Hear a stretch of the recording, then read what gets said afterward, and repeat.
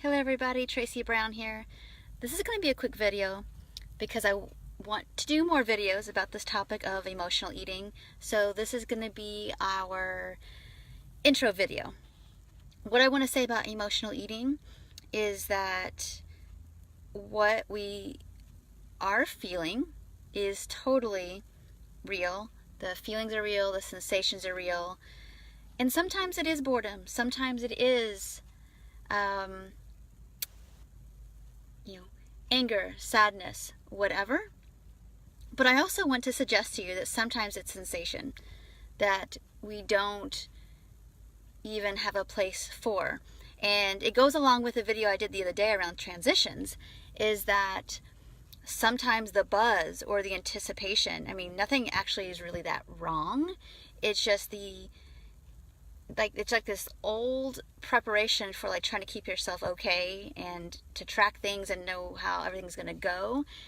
It feels maybe bigger than it should be, and that could be enough where it feels like something's bad or wrong, but maybe it's not quite as bad or wrong as it actually is on the 2000 whatever version we're in right now, 18, but it feels that big and it seems like a lot. So again, we're going to talk more about this, but the first thing I want to suggest to you, if you're feeling that that's a thing, can you even take 1 second, 1/1000, and whatever that sensation is, can you just identify it and locate it? And in the next video that I do about this topic, we're going to talk about how to go from that. Basically, all for emotional eating, the core thing is to be able to create a space of just a little, even just a molecule more of okayness to get to our self-care list, to maybe not need to emotionally eat, to be able to get to what's happening, again, 2018 or whatever year you're listening to this video.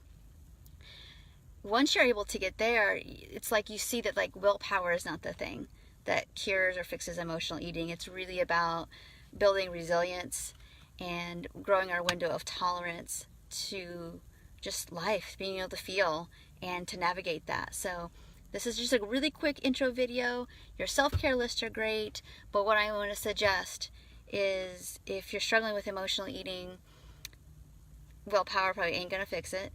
And the thing we've got to do is start to create some more space. If you didn't already know that, then that's what we're going to work on. If you already knew that, then keep practicing that and try to grow it wider. And if you can quickly identify what it's about, then can you sit with it a little bit longer? So again, this is really quick. I've got to run. I wish I would have got this video going faster this morning, but anyway, that's why I'm going to do this in little parts so you know to come back and we'll go into it more deeply.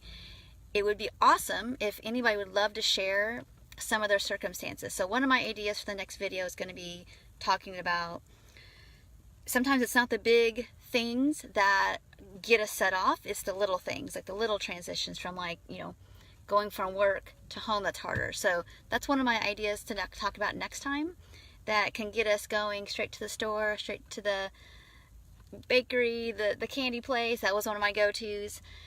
To get something that transitions, so we're going to talk about that.